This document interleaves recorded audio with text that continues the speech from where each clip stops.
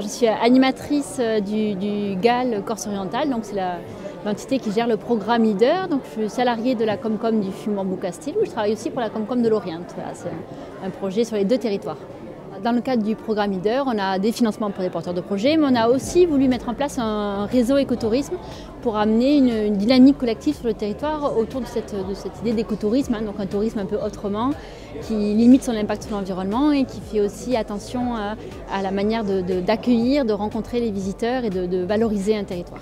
Au démarrage de la démarche, on était un peu inquiets, on se disait bon, mais est-ce que ça va pas être une usine à gaz, est-ce que ça répond à un besoin du terrain, est-ce que les professionnels vont adhérer?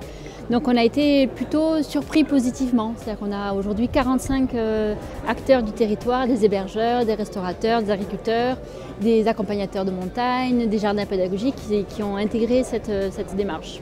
On a souhaité réfléchir à un système où les gens s'engagent, donc on a une charte écotourisme sur 8 engagements, donc des professionnels s'engagent à des bonnes pratiques et à faire évoluer leurs pratiques lorsque ce n'est pas encore le cas.